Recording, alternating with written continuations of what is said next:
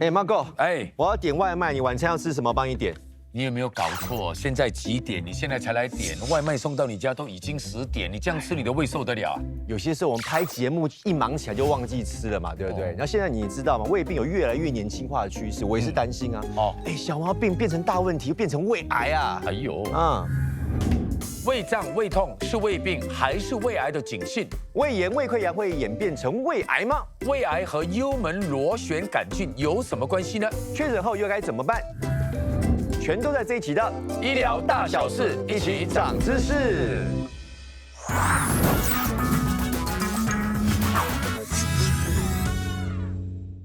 哎，Marco，这个胃癌呢是本地最常见的癌症之一哦。在男性方面是排名第7，女性方面是排名第9。哎，而且你要知道啊，这个胃癌在本地男性癌症的死亡率当中呢是排名第6，而女性呢是排名第7的，所以平均每年呢约有300人死于胃癌。哇，由此可见，胃癌的致命率啊是很高的。好，所以今天来好好聊这个胃癌哈。马上有请肿瘤内科专科医生黄醒荣，欢迎，以及好久不见的香萍还有林轩，欢迎2位。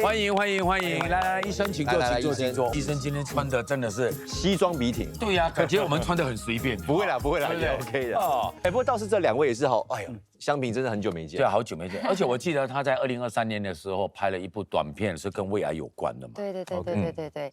我母亲呢，就是死于胃癌的。哦，为什么我会拍这短片叫希望呢？是因为我想纪念她，一方面我也是想让大家有多一点点对胃癌的认知。OK，林轩呢？我的胃一路来都还蛮好的。OK，直到几年前我可能吃太多或者吃饭不规律，有消化不良，然后觉得胃不舒服，很难受。香萍有提到说她妈妈是胃癌，当年是因为胃癌离开的嘛。是。当时是怎么发现的？我妈妈过世的时候是37岁，哇，很年轻啊！当时我才13岁。哦，她一直有胃痛，看了很多次的医生，然后医生就觉得诊断是可能是普通的胃痛，然后就给她药吃，可是一直没有好。直到她做了一个很彻底的检查之后呢，才发现原来是胃癌了。可是当她检测出来的时候已经太迟了，因为 last stage， 对 last stage 了。其实我觉得胃癌可怕的地方好像就是这样，很多人发现的时候都已经是属于末期，所以他没有任何症状。对，胃呢，它上端是连接我们的食管 ，OK， 下端呢是连接12指小肠，所以是消化系统的一个组成部分了。是，它的功能就承载我们吃下去的食物，那缓缓的让食物流到小肠消化，那就可以减低那小肠的那个负荷。是，还有胃酸呢，就能够消灭食物里头的那些细菌，还有食物里头的食材。为什么会成为这个恶性的一个肿瘤？它是从它的内膜那里形成，内膜的细胞呢，主要是因为有基因的突变，那因为某些致癌的因素的影响，就破坏了细胞的基因。细胞的基因呢，它的 DNA 脱氧核糖核酸，就是它的行为准则，细胞什么该做，什么不该做，就是由它们的基因所决定。如果基因是受到了影响突变的话，它可能会迅速的增生啊，还会浸润到其他的细胞组织，甚至通过血液的循环转移到身体其他的部位。对，在胃内呢，它就形成一个恶性的溃疡或者一个瘤状的一个肿块，这就是我们所谓的胃癌了。胃癌的致命率为什么那么高？有2个原因啊，就是发现的晚，还有它复发的概率很高。因为它初期的症状就好像一般的胃炎、胃溃疡的那种症状，而且每个人一生中还不经历过几次胃不舒服，一定会的，对，一定会的，不会去考虑的嘛。对，所以那是一个问题。第2个问题呢，就是其实世界每个国家，几乎全部的国家都没有一个系统性胃癌筛查的一个策略。你看，比如我们新加坡就有这个结直肠癌的筛查、乳腺癌的筛查，不过就没有这个胃癌的筛查。而其他的国家也一样，除了2个国家，那就是日本和南韩，因为他们的发病率非常高，所以这2个国家有一个系统性为国民筛查胃癌的一个策略，其他国家都没有。那到底我们这2位嘉宾他们对胃癌认知程度怎么样？哎呦，考考你们好不好 ？OK， 我来进入迷思环节，来，好了，请听清楚第1题：男性罹患胃癌的风险是高于女性的，真还是假？好，真假。刚刚你们开场又讲啊，对，男性的那个什么发病率也好，倍还是致死率？致死率也好，对啊，也是高的。对啊，我觉得不管男女都有风险，都有风险，对，并不是只是男生。我觉得真主要就是说，因为男生比较不会自爱，那女生呢就比较会照顾。男生不会自爱，为什么？我们很自爱的嘞。不是你不一样，你不一样。现在男生都很自爱嘞。不是，因为我所谓的自爱就是说他们会乱吃乱喝乱熬夜，生活习惯比较差了。对，生活习惯的问熬夜题，也有可能因为工作养家的问题，所以就变成说男性会患上这个胃癌的几率就比较高。我问一下我们的标准答案，来，真还是假？医生是真的。为什么呢？真的。对，科学界呢是怀疑女性的雌激素对患胃癌是有一定的保护作用。从女性绝经年龄可以看出她们的风险的高低，就是如果绝经年纪比较小的话，这个胃癌的概率就比较高，因为很早就失去了这个雌激素的保护。如果绝经年龄比较高的话，那日后患这个胃癌的概率会比较低。OK， 好，那现在进行第二个迷思了。来，爱吃肉不吃菜会增加患上胃癌的风险，真还是假？我是觉得是真的，嘉明真，我觉得是假假。OK， 就放假了。为什么？因为我觉得它跟吃什么东西没有关嘛，你吃什么胃都是在消化的。但是你说你爱吃肉不爱吃菜或者营养不均衡会不健康，是我觉得可能是真。OK， 但是我觉得它跟胃癌没有关系。好，菜它有纤维，然后它有纤维，它在某个程度上是可以保护到你的肠或者是你的胃。那我们请医生来解答，真还是假？真。多吃蔬果呢，能够降低患胃癌的这个风险。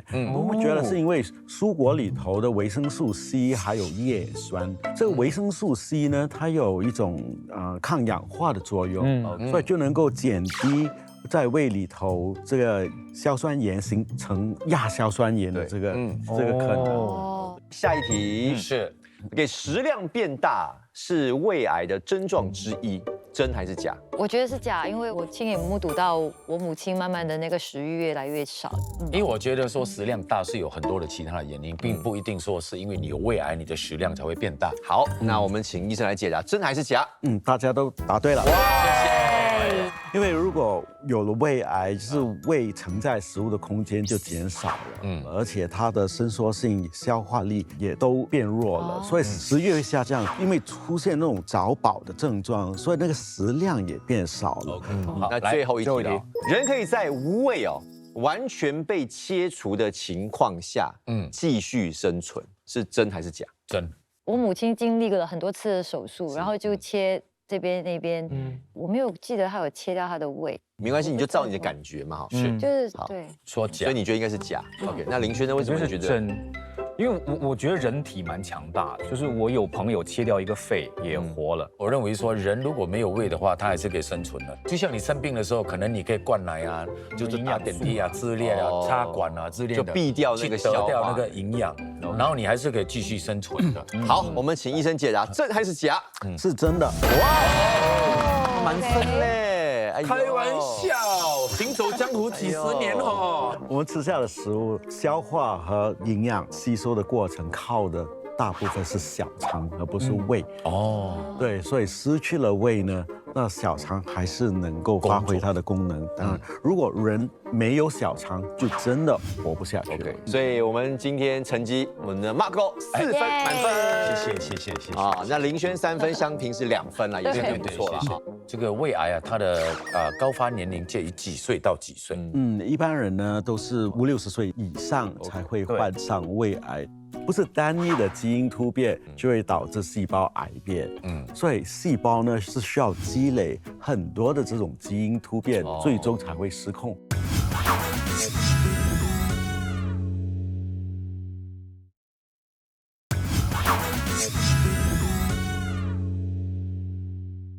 好，那欢迎李广军医师加入我们的讨论哈。中医是怎么看待这个胃癌的？胃癌它是一个人体正气不足的一种情况。如果在同时有一些外界的一些邪气，比如说淤血呢、痰湿呢，没办法及时的排掉，那这个东西呢就可能会留在胃部，出现的一种恶性病变。这个胃癌的病因有哪一些？胃癌的病因呢，就是它的风险因素可以分先天，还有一些后天的因素。OK， 先天的因素就比如说人种，人种，就是东亚人呢患胃癌，的这个风险最高，在全世界胃癌发病率最高的国家是日本。当然，到某个程度可能是他们的饮食的习惯。不过有一些在西方国家，比如在美国土生土长的日本籍男女，他们患这个胃癌的风险还是相对比西方人来的高。虽然他们的饮食呢已经相当接近，对，已经西化了。是，所以人种是一个因素。还有性别，我们就提过了，就是男性的风险比女性高。还有就是血型，就是 A 型血的人的风险会比 AB 或者 B 或者 O 型血的人高出20%。啊，我是 A， 你是 A 啊？对。这个血型的遗传呢，就牵涉到另外一些风险基因的遗传。跟基因有关。对，跟基因有关。还有家族遗传的。对，有些家族呢，他们就遗传到一些问题的基因。那家庭里头就有所谓的胃癌综合症，就很多的成员呢都患上了胃癌。不过这占的是少数了，1%到3%。那些后天的因素呢，就是好像饮食不当啊，尤其是腌制的食物、高盐的食物多吃，就会损害到胃的那个黏膜。少吃蔬果，那些我们也曾经提过了，对吧？是。那抽烟喝酒，对，这个抽烟呢是绝对会提升这个胃癌的风险。抽烟也会。对。那酒精呢，就有那么一点点的争议。整体来说，酒精的摄取量如果很高的话，会提升胃癌的风险。还有呢，就是体重超重了。因为如果一个人肥胖的话，血糖呢就会飙高。是。那我们的胰腺为了要控制血糖，就得分泌更多的胰岛素。对。胰岛素除了能够控制血糖的高低，它对细胞的生长有催长的一种作用，所以可能会导致癌细胞生长的更迅速一点。现在还有一些感染的因素。之前不是略提到幽门螺旋杆？对，这种细菌如果感染到这个胃的话，它会导致胃的黏膜有慢性炎症，最终会演变成癌。医师对这个胃癌的病因是有什么看法？基本上就是2个因素，一个就是正气不足，再一个就是邪气太盛。可能用一个例子来说比较好，比如刚才讲到的说这个幽门螺旋杆菌，它进来身体，如果说我们的身体可以抑制这个细菌大量的生长，繁殖，甚至或者说如果说将它杀死，那这个时候呢就不太会容易因为这个感染出现症状。那这种情况我们说中医说是一种正气比较足的一种状态。OK。那相反，如果说是这个没办法抑制这个细菌的大量生长，那这个时候呢就是一种正气不足的一个表现。对。那另外一个呢就是邪气太盛，这个比较复杂，可能我们也是用一个例子来讲吧。好。比如说有一些人，那他们压力很大，经常的紧张、焦虑，甚至会生气，甚至会头痛这样的一种状态。那中医说他肝的这种气不顺，那或者说有肝火太旺这样的一种状态。那这种状态呢对脾胃会造成一些影响。中医所说的肝乘脾，它会欺负肠胃那久了呢，那个肠胃的代谢就会出问题，可能就会造成痰湿淤积在身体里边来。如果这个痰湿留在胃部，那可能的就是一个肿物，甚至可能是一个胃癌。明白。是哪些症状证明我可能胃有问题，甚至是胃癌呢？症状呢，就是上腹这边疼痛，不过它跟一般的那个胃溃疡胃炎的症状是很相似的。如果下来变得更严重，就要看那个肿瘤在胃里头的位置。如果是在上端的话呢，就是跟食管连接的那个部位，那吞咽的时候就有困难了。如果是在下端，就是连接舌质小肠，就吃进胃的食物流不下去小肠，那过一阵子呢，就会全部都爆发性的把它全部都给吐出来。对，如果是在中央那个部位的话呢，它就渐渐变成一种占位性的病灶，胃的承载空间就比较小，那就会有那种早饱的那种症状。而且胃癌的这种瘤呢，往往会出血。因为那个胃酸的腐蚀，胃出血的话，在粪便里头就会看得到有便血。不过因为那些血液呢，经过小肠的消化过后，在粪便呈现出来的时候，不是鲜红色的，是黑色的，而且它很软很黏。而且它的味道跟一般的那个粪便的味道不一样，它是无比臭，是一种很怪异的一种味道。那我想知道是怎么样可以帮忙检测到吗？最有效的方法呢，就是做胃镜，就是内窥镜了。而且看到可疑的病灶呢，还可以做一个病理学的分析，来肯定它是否是胃癌。当然有其他的方法，电脑断层扫描，所以 CT scan 有些时候也会看得到。还有一种呢，我们叫做钡餐造影，就是钡是一种造影剂，病人喝下过后做 X 光的检测，就可以看到溃疡啊。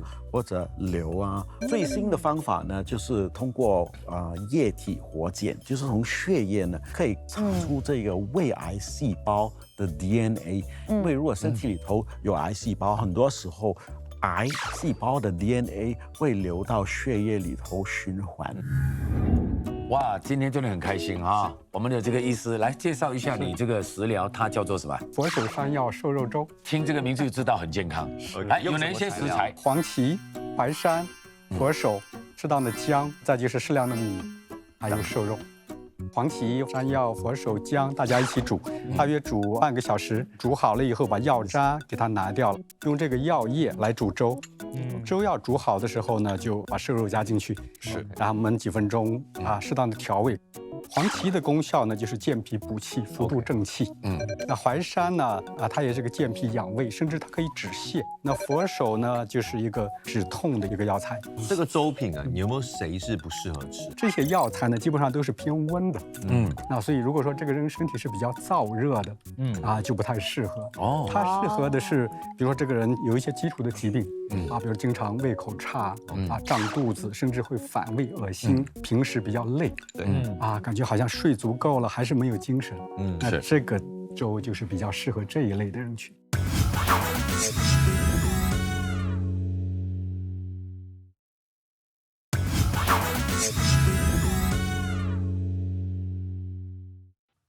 然后我想知道，如果一个人呢，如果他时常有这个胃溃疡啊、胃炎啊，会不会导致这个胃癌的出现，或者加速他的这个癌变的过程？急性的胃炎呢，还有急性的胃溃疡是不会演变成这个胃癌的。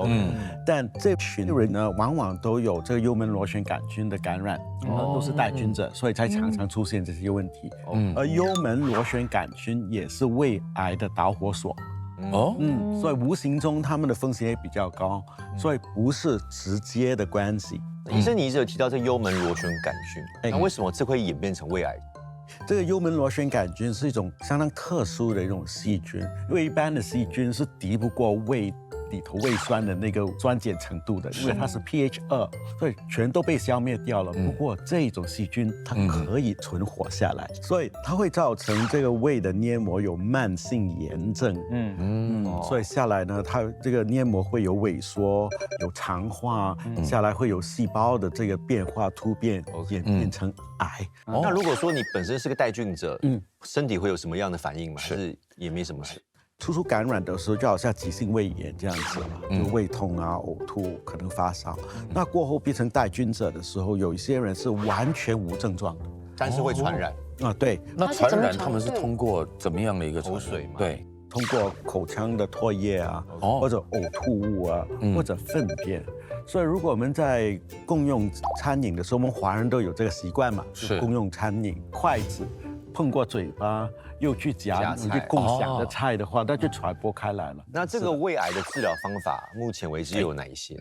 对，如果是零期或者1期的话，外科手术切除后呢，就应该没有问题了，因为它复发的概率很低。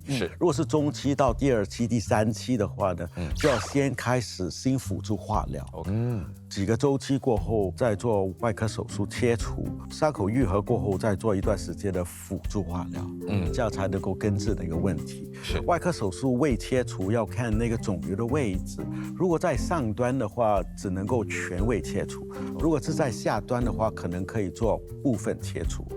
如果到了第4期的话，那就没有办法100%治愈，因为肿瘤已经转移到身体其他部位，所以下来靠的就是化疗。化疗可以有口服的，静脉输液的也有，或者靶向治疗，还有呢就是免疫治疗法。这是胃癌细胞怎么躲过免疫系统的侦查的消灭呢？就是因为它表面有一种叫做 PD-L1 的这种抗原的表达，就是它能够利用这种抗原来隐藏自己。那免疫治疗法就是用一种克制的单克隆抗体，用静脉输液。又破坏肿瘤细胞表面的这个 PD-L1 抗原给化解掉，这就是免疫治疗法。医师呢，以中医的角度是用什么方法去治疗这个胃癌的？中医对胃癌的治疗，我觉得首选的就是一个药物，口服药物的一个治疗了。因为有一些人做一些研究，他们发现有一些中药是可以抑制癌细胞的生长。比如说半枝莲呐，大家都知道的百花蛇舌草啊、黄芪啊、蒲公英这些都可以用。2位有做这个体检的经验吗？检查有啦，我20多的时候是5年做一次了，是，然后过了30岁之后就是每3年做一次。那香萍当了母亲之后啊，会想比较多嘛，然后想要为孩子就活得健康一点点，所以我几乎每5年都会做一个很彻底的检查体检。那我想知道是，比如说我做过体检，然后他们都要我签一个单，就说如果他们发现有息肉的话呢，要不要切除掉？直接切除？对，是正确的做法，因为他们摘除那些息肉过后，会送到病理学科那里做一个化验，大部分时候是良性的。不过如果是不幸发现它已经开始有癌变，是原位癌的话，摘掉那就省得后患。是，那今天听完大家的分享，就发现了，其实胃癌离我们大家并不远，很多时候。以为只是一些小小的胃痛，哎呀，一去检查发现糟糕，变成胃癌了。是，所以要及早的检查、预防，然后治疗。是的，希望大家看了这一集之后呢，就可以多一点警觉，然后少一点侥幸，好好的把你们的胃养好。是的。然后今天在这里要谢谢我们的黄医生、李医师，谢谢2位啊。那当然呢，这个胃癌呢，我们下一期会继续的聊哈，会聊到说饮食习惯存在的一些风险因素。然后如果说你本身是胃癌的病患呢，应该要有什么样的饮食习惯是能够有帮助的啊？好，医疗大小事，一起长知识，下期见啦，拜拜，下期见。